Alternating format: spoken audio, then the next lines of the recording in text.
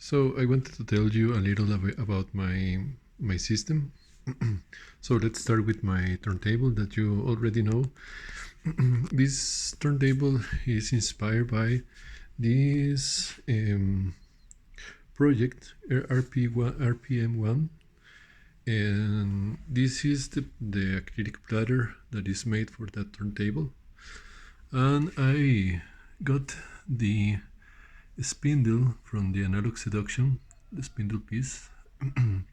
They sell it as a replacement. So my friend Daniel helped me to create these acrylic pieces, and inside of it, it has many holes that allow the spindle to be inside there. Maybe you can see it here. And it has two acrylic 12-inch acrylic pieces as well. So it has between both this isolator that give it the aspect to reduce the vibration. And I got this from eBay. This from eBay as well, and I got this from eBay that allows me to level it, right? It has two tone arms. The Audio-Technica AT1501, I think.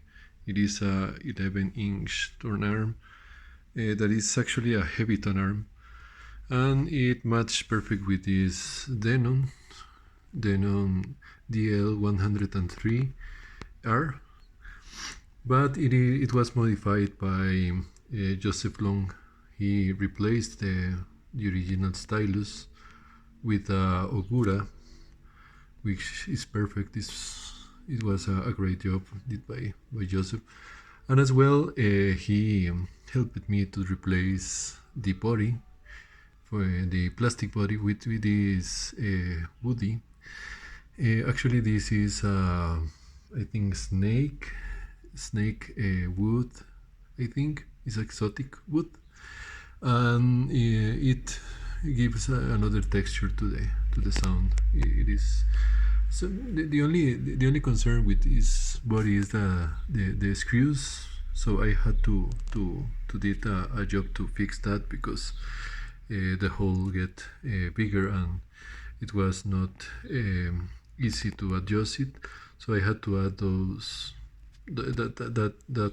those things between the cartridge and the head shell. It is a Gelco head shell inspired, and it is I think 11 grams head shell. And I set it into the third step for the extra weight. And this extra weight is perfect for this carriage, because it is a low compliance carriage. And sorry for my English, because my Spanish is my original language, my native language, and I know to talking in English, but I'm not a native speaker. So this other tone arm is a Fidelity Research FR54, and it has a Denon DL103. It is the original one, and I added this coin. In the future, I will add aluminum body for this carriage, and that will give an extra weight, and I will omit this coin, but so far I have to keep it in order to give extra weight and allows it to sound better. This is a mid-weight tone arm, so that's the reason why I had to add that coin, because Denon DL103 benefits with extra weight or a heavy weight on arm as that. But this sounds very well, but you have to, or add a new body, a heavier body, or to get a heavier head shell. These pieces were made here in Costa Rica by I don't know what's the name of the company. It's a girl that helped me to make it, and she did a great job. And it has the same isolator and same leveler.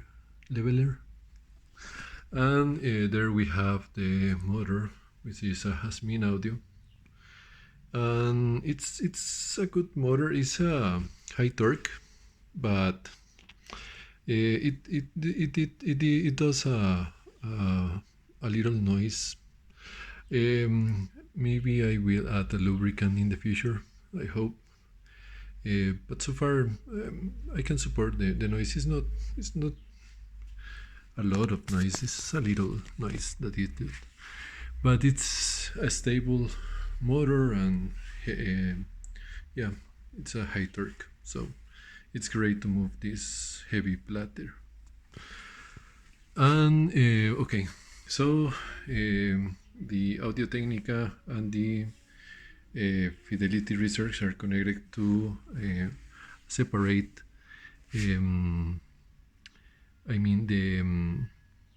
the phone stage. So the Fidelity Research is with this phono preamplifier, his EPH, and the other one, the Audio Technica, is connected to this Denon step-up transformer, and then it is connected with this phone stage, tube phone stage from Icon Audio. I think it's the P2 model. So I don't have a preamplifier, I don't have a switch, so every time I need to move from a source to another, I disconnect from here and connect the other source. So this is the input, and for digital source I use this Gaijin. This is a FLAC player where I have like 6,000 files, I think, mostly classical music and jazz and rock, but I enjoy most to listen to classical music. And this is the DAC, which is a Mojo from I forgot the name of the company, sorry. It is from Kurt company. It's a great player, and actually it is connected here, and I use this for as a passive preamplifier, which gives me the gain control.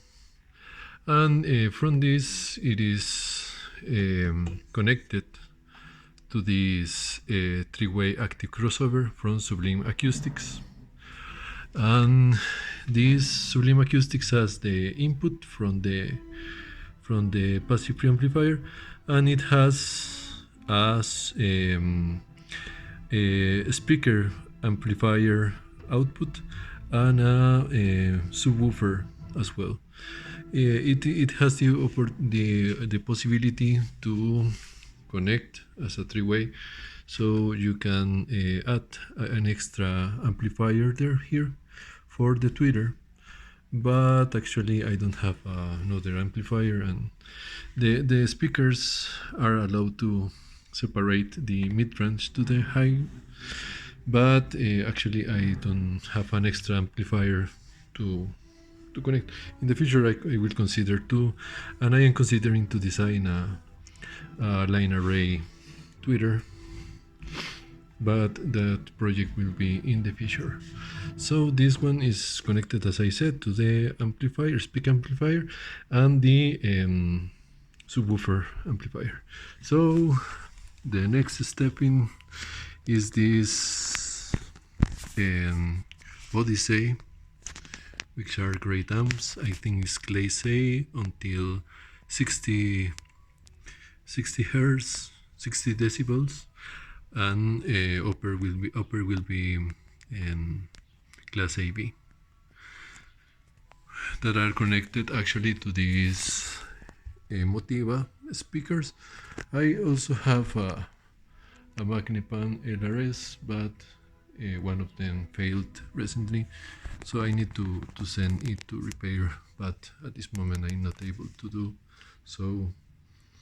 And actually this is the recent project that I did. This is a Fuzzy Audio TP02 subwoofer amplifier that is also connected, as I said, to the Sublime Acoustic, and it is connected to this subwoofer I did with the help of my friend Daniel. And this I added this absorb material that was in the shipping box of the driver, and this helped me to fix some deficiencies with the open baffle, but it actually sounds great.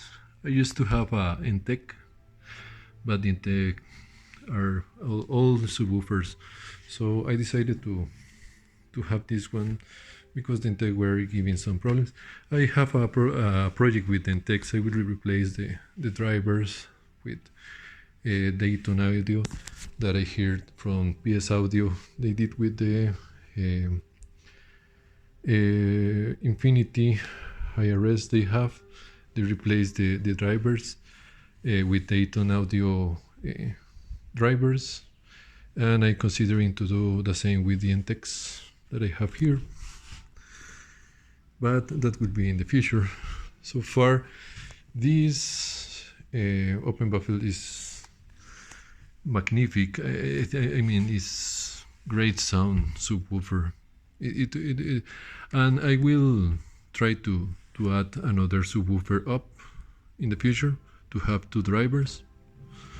I'm not considering to use the Intec to replace this. I will use both in different situations. I think this is more for like small groups, and the Intecs will be more for orchestra. But this Lee Audio subwoofer works great for the orchestra, so I suggest to create something like this similar, and it works great with this Fuzzy Audio. But if you want to do a project like this, you will need an active crossover for sure. This Sublime Acoustic, because I tried to connect direct from the passive preamplifier, the subwoofer amplifier, and it didn't have the enough power. So this is my system. I hope you enjoyed it and inspired you for your projects. And if you have any questions, you can write me for sure. So take care, guys.